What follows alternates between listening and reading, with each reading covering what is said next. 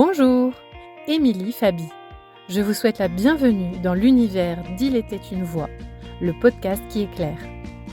Je suis coach en développement personnel, professionnel et énergéticienne. Passionnée de spiritualité et véritable aventurière de la psyché humaine, je vous embarque avec moi pour vous partager mes expériences, mes connaissances, mes outils, mes réflexions, qui, je l'espère, vous aideront autant qu'ils m'ont aidé à trouver du sens dans un monde qui semble tourner à l'envers. Le tout avec une bonne dose de fun, de magie et de pragmatisme. Bonjour à toutes et à tous, j'espère que vous allez bien.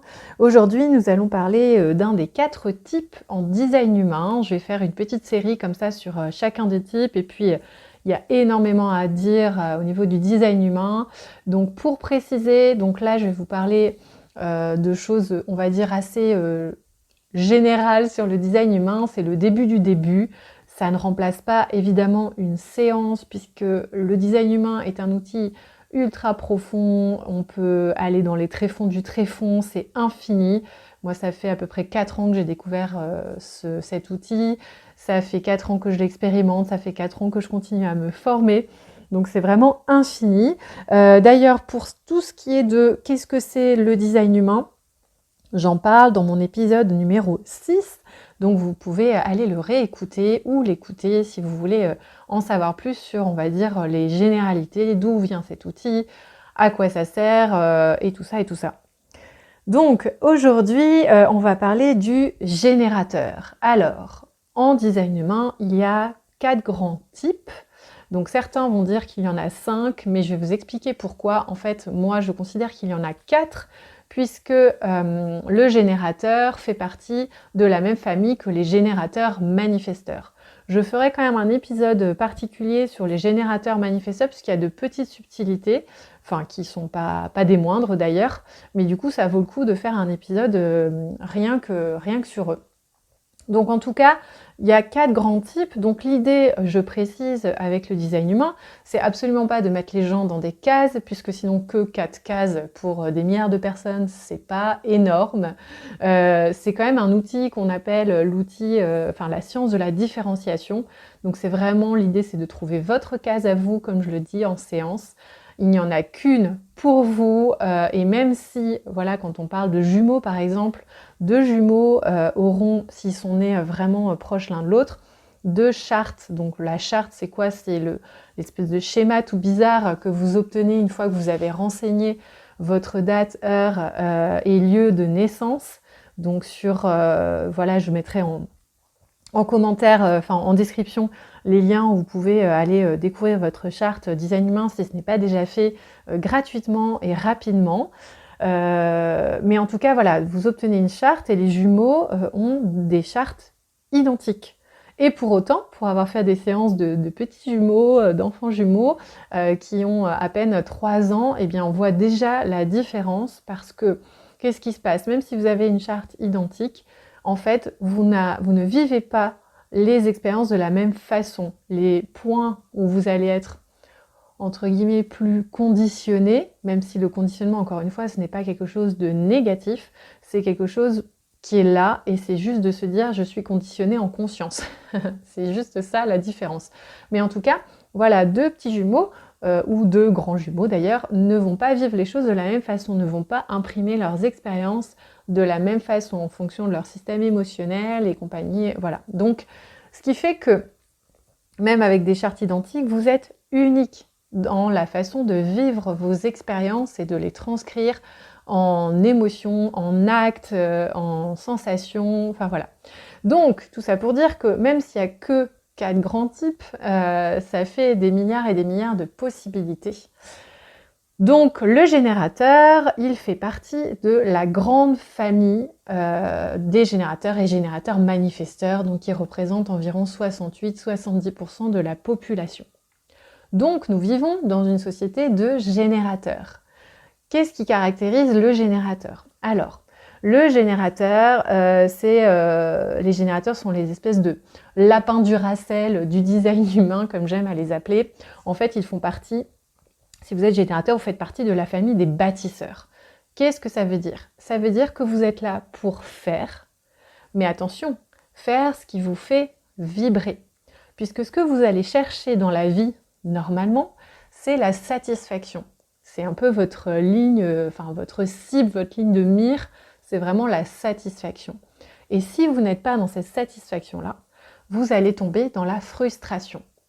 Et la frustration, alors là, c'est vraiment une question de sémantique, puisque en séance, il y a des personnes qui vont me dire « Ah, mais la frustration, moi, c'est un sentiment, ça me paraît énorme, c'est hyper exagéré, pour être frustré, il faut quand même y aller. » Alors que d'autres vont me dire « Frustration, c'est pas assez fort, en fait. » Donc, la frustration, c'est vraiment quand vous vous sentez empêché de faire ce qui vous fait vibrer, justement.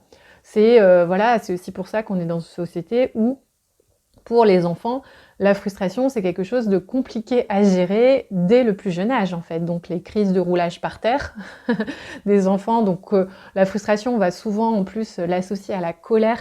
C'est assez difficile, parfois, de faire la distinction. Mais en tout cas, c'est on m'empêche de faire ce que je veux, on m'empêche de faire ce qui me fait kiffer, puisque le générateur, il est là pour kiffer la vie, en fait. Il n'est pas venu ici pour souffrir. Enfin, personne, pour le coup. Mais encore plus le générateur. Ce qu'il va rechercher, c'est de kiffer la vie. Donc, c'est pour ça que, pour savoir ce qui va le mener à la satisfaction, il a besoin de faire des choses qui le font vibrer. Et cette vibration-là, elle se passe dans le ventre, dans les tripes. C'est vraiment votre ventre, votre outil, votre boussole pour vous diriger dans la vie et c'est hyper important de se reconnecter au corps. Je rappelle au passage, puisque c'est une notion très importante, qu'en design humain, le mental n'est absolument pas là pour prendre les décisions. Lui, il vient après pour organiser, planifier, structurer tout ce qu'on veut, mais il n'est pas là pour faire des colonnes plus et des colonnes moins et vous torturer l'esprit pendant des jours et des nuits et des mois avant de prendre une décision. Il vient après. Donc, la décision première, c'est vraiment au niveau du corps et pour les générateurs, c'est au niveau du ventre. Et en séance, à chaque fois, boum, on tombe dedans. Souvent, c'est quand ça déraille, on va dire, quand les gens vont plus sentir leur ventre quand ça va pas. Ah bah oui, moi j'ai souvent le ventre noué, j'ai des problèmes de digestion, de ci, de ça, Bon, en fait, il se passe plein de choses au niveau du ventre. Bon, en plus, c'est pas très loin du plexus solaire, donc le siège des émotions. Donc voilà, il se passe plein de choses au niveau du ventre. Mais ce qui vous caractérise aussi en tant que générateur, c'est ce qu'on appelle l'aura. Alors l'aura, pas le prénom, l'aura, L''A', c'est cette espèce d'enveloppe énergétique qu'on ne voit pas à l'œil nu, sauf certaines personnes a priori, et qui est hyper grande en fait, ça fait jusqu'à 2 voire 3 longueurs de bras. Donc imaginez quand vous êtes dans une pièce avec une même personne, il y a une espèce de soupe d'aura qui se crée là. Un petit bouillon de culture d'aura. Et donc cette aura, chez les générateurs, elle est ouverte et enveloppante. Donc ça veut dire que ça vous rend magnétique en quelque sorte. Vous attirez, cette aura, elle attire pour vous, sans que vous en ayez conscience, sans que vous en rendiez compte, les projets, les opportunités, les signes, ce qu'on appelle les synchronicités, les personnes évidemment. Mais du coup, comme s'il n'y avait pas de bouclier, c'est-à-dire que ça attire tout et un peu n'importe quoi potentiellement si on ne fait pas le tri. Donc le bon comme le mauvais. Donc afin de ne pas se laisser submerger et de ne pas devenir cette espèce de petit être vulnérable et fragile à force de se prendre des coups et de mauvaises opportunités qui sont sur soi et de faire des mauvaises décisions, en fait, il est hyper important de suivre ce qu'on appelle la stratégie et l'autorité intérieure. Et ça vaut pour tous les types. Simplement, la stratégie et l'autorité intérieure est différente pour chacun. Donc, admettons, il y a l'aura, hop, tac, tac, tac, tac, ça attire des choses, des personnes, des machins. Qu'est-ce qui se passe? Alors, il y a quelque chose qui arrive à moi. Je suis générateur. Je suis là pour faire ce qui me fait vibrer. Donc, quelque chose arrive à moi. Qu'est-ce que je fais? Eh bien, déjà, je suis ma stratégie. La stratégie, c'est quoi? La stratégie, c'est votre façon, votre câblage, on va dire, pour interagir avec ce qui se passe, ce qui arrive de l'extérieur. Donc comme je vous le disais, ce qui arrive de l'extérieur, ça peut être aussi bien une situation, un projet, une personne, une relation, enfin tout ce qu'on veut. Un signe. Et donc la stratégie du générateur, c'est quoi? C'est attendre pour répondre. Alors du coup, là, je vous vois venir, je vous sens déjà grincer des dents, parce que le mot attendre, normalement, si vous êtes générateur, ce n'est pas possible pour vous. Enfin, en tout cas, ça peut être très compliqué. Parce que le générateur, vu qu'il est là pour faire, et que ce qui le caractérise aussi, bah, du coup, c'est, si vous voyez une charte design humain, en fait, le deuxième, donc il y a plein de formes géométriques, il y en a 9 au total, et le deuxième carré, donc la forme géométrique, donc le deuxième carré en partant du bas, qui normalement est rouge chez un générateur, ça c'est ce qu'on appelle le centre sacral. Il n'y a que les générateurs et les générateurs manifesteurs qui ont ce centre-là défini, c'est-à-dire coloré. Ça signifie que vous avez, c'est le centre en fait, ce centre sacral, pardon, c'est le centre qui est relié à la sexualité, à la vitalité, à la créativité, à la vitalité. Je crois que je l'ai déjà dit, mais en tout cas, vous, comme ça, vous comprenez bien. Et donc, c'est un petit peu c'est carrément votre moteur. C'est-à-dire que ce moteur, bah, pour se mettre en route, il a forcément besoin que quelque chose arrive, qu'on tourne la clé en fait. Mais donc cette réserve d'énergie, elle est là tout le temps. Vous avez un accès fixe, fiable, constant à l'énergie vitale, à la créativité, à la capacité, à la reproduction, mais c'est-à-dire aussi faire naître des projets. C'est pas seulement faire des bébés à tout va. Donc le fait que vous ayez accès de façon fixe, fiable et constante à cette énergie-là fait que justement vous pouvez être un vrai lapin du Racel. En fait, vous pouvez faire des trucs jusqu'à épuisement sans discontinuer. Alors attention, c'est pas la même chose que la motivation, parce que ça c'est un autre point dont on parlera dans pas mal d'épisodes plus tard. Mais en tout cas, voilà, c'est pas, ça veut pas dire que vous serez motivé tout le temps, mais ça veut dire que vous aurez l'énergie nécessaire pour accomplir ce que vous voulez accomplir. Mais le problème, c'est que s'il n'y a rien qui fait vibrer votre moteur, en fait, faire des choses qui ne vous apportent pas de satisfaction, qui ne vous font pas vibrer, ça reviendrait à mettre du samplon 98 dans un moteur qui fonctionne normalement au gasoil. Donc, en fait, à un moment donné, vous allez noyer le moteur. Et la voiture, elle n'avancera plus. Ou le camion, ou tout ce que vous voulez. Ça n'avancera pas. C'est pour ça aussi qu'on est dans une espèce de société où quand même y a des gens qui sont pas mal frustrés, rien qu'en entreprise.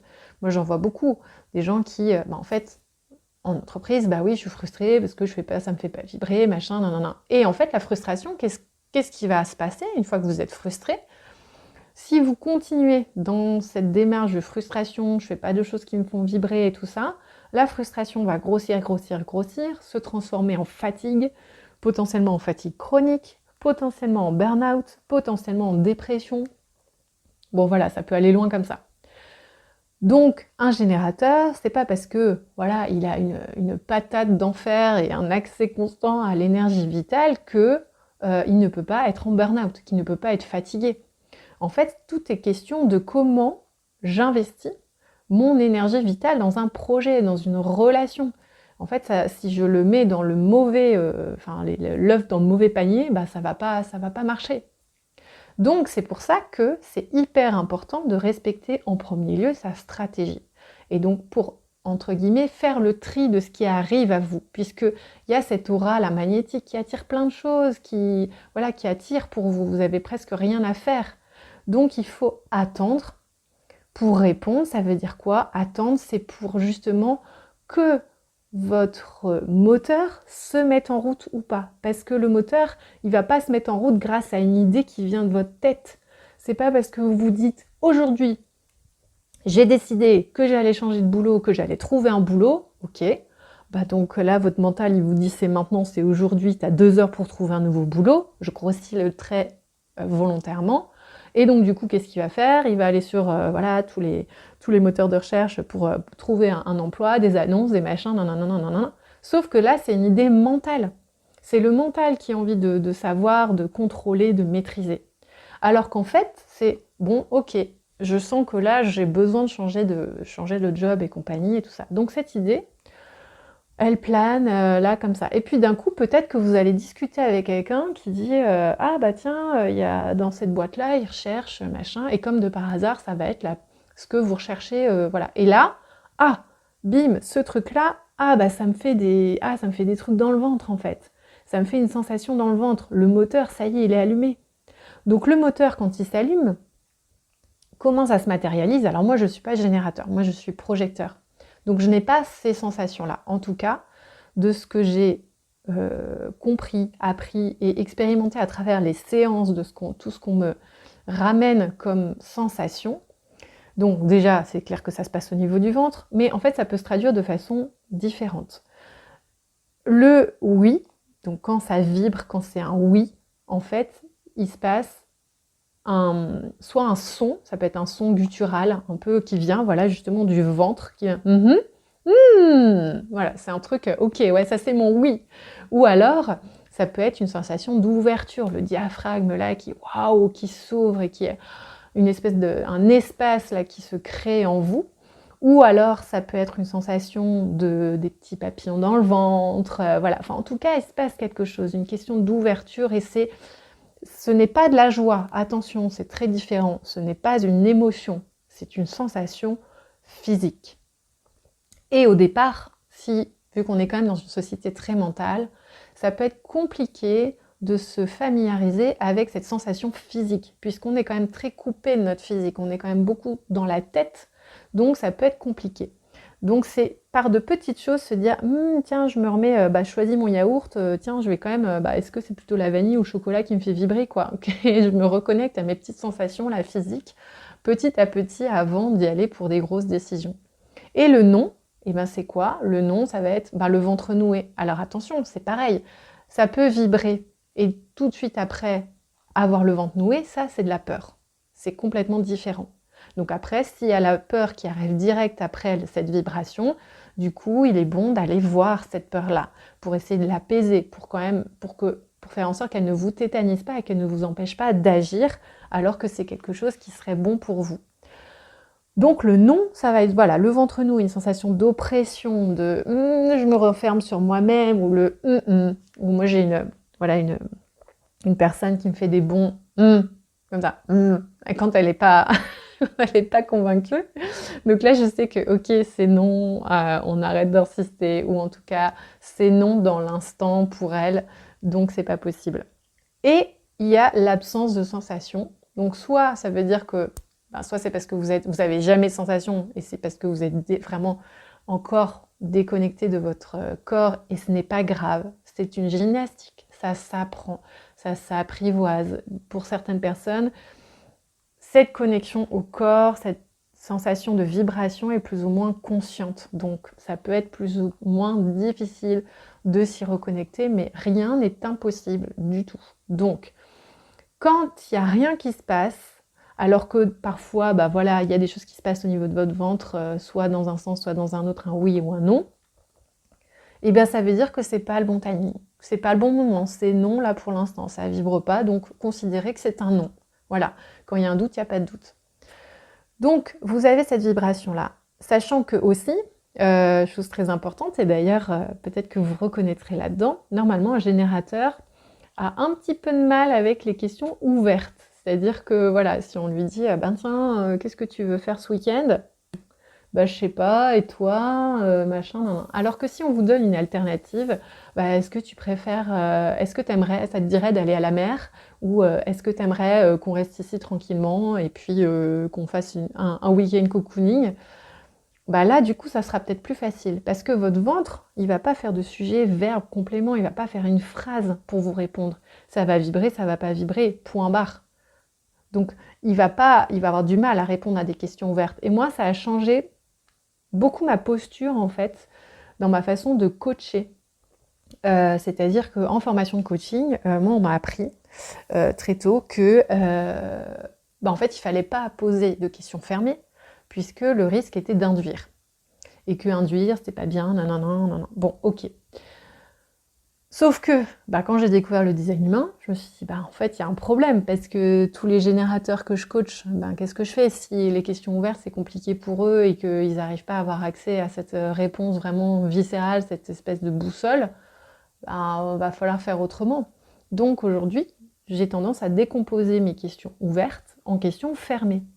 Et c'est beaucoup plus efficace. Et je le vois tout de suite, en fait, je l'observe tout de suite. Ces réponses-là, elles sont Vraiment, il se passe quelque chose physiquement. Donc ça, c'est top parce que justement, c'est tout un apprentissage, un réapprentissage. C'est d'ailleurs pour ça que le design humain est un outil consacré normalement aux enfants, parce qu'en fait, on part du principe que les enfants, si on les met dans les bons rails dès le départ, ils vont rester connectés à cette sensation qui est là normalement dès le plus jeune âge.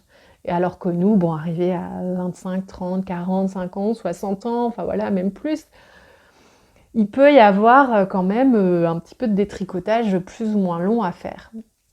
Mais encore une fois, rien n'est impossible, ça c'est le point très positif.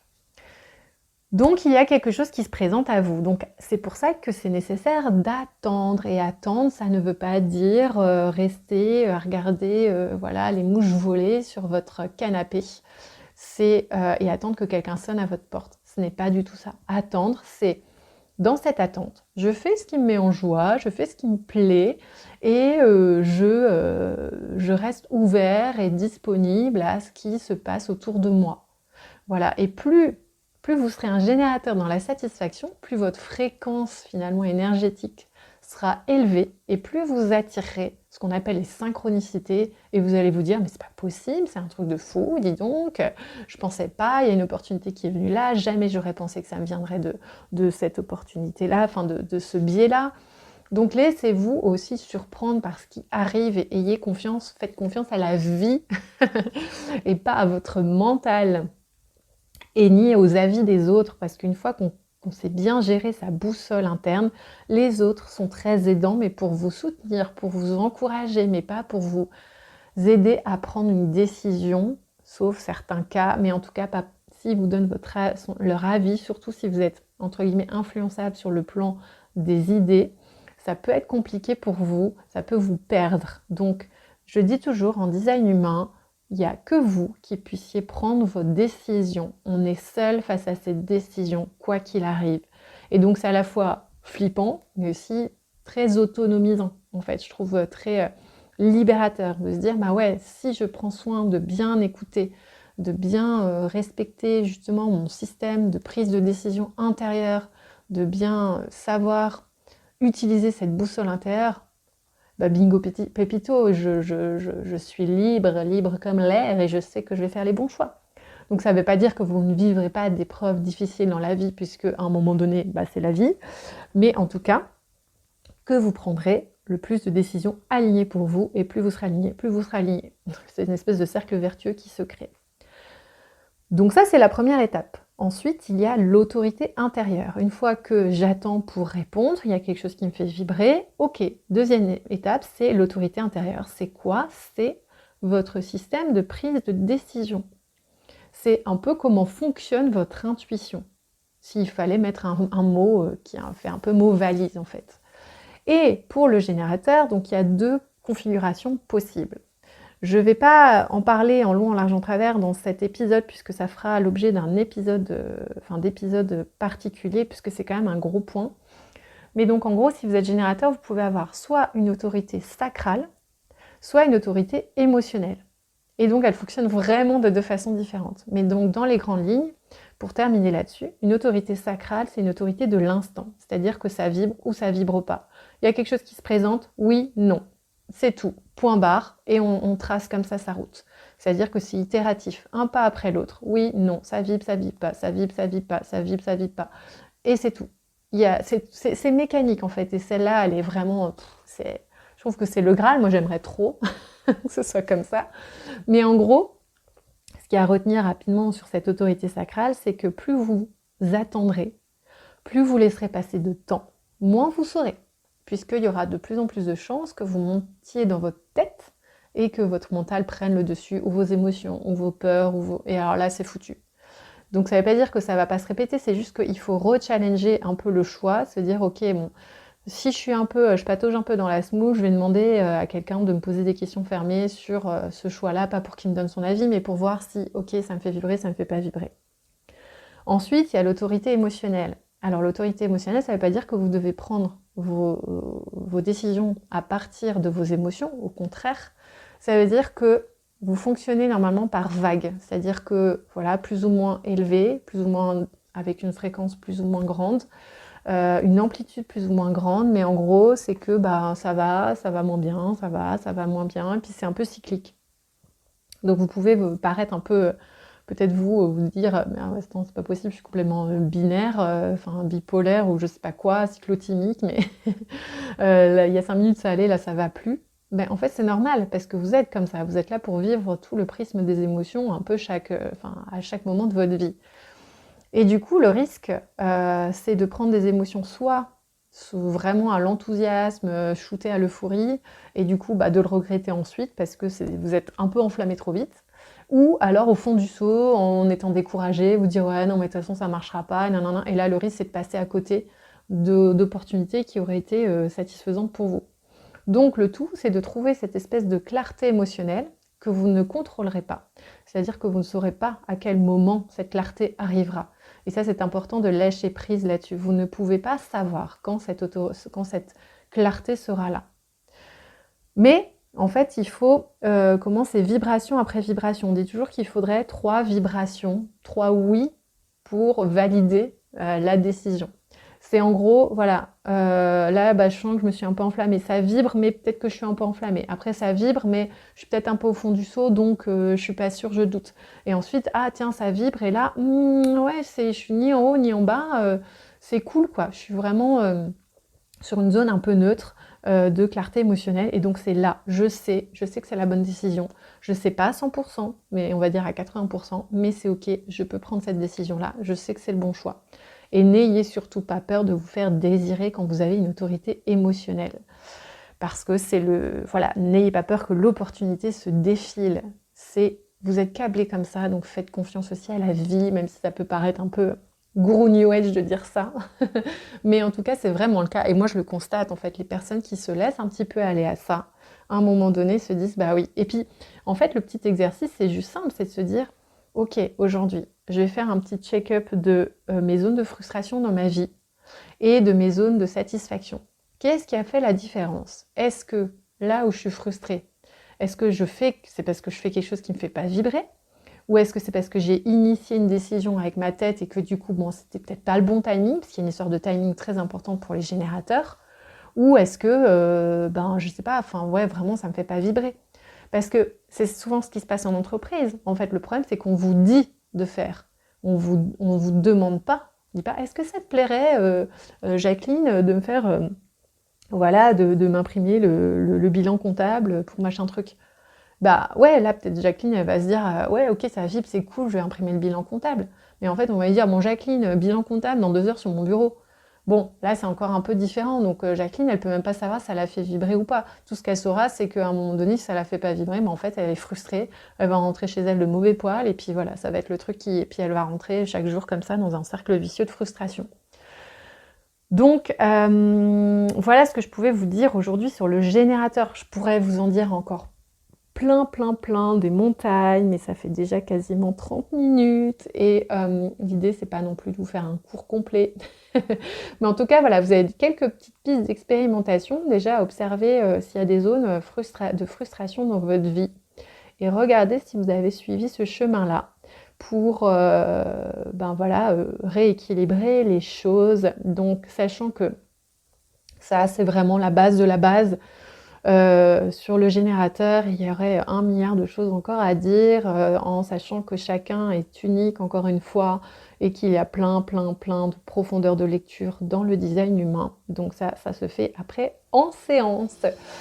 J'espère que ça vous aura éclairé, j'espère que ça vous a plu, et si vous souhaitez en savoir un petit peu plus sur vous, votre fonctionnement, tout ça, n'hésitez pas à me contacter ou à me poser vos questions, ou à me contacter pour une séance.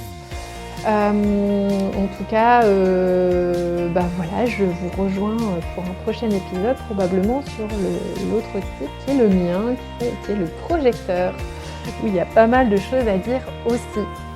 Eh bien, je vous souhaite une très belle journée, je vous dis à bientôt, et en attendant, prenez soin de vous. Bye bye!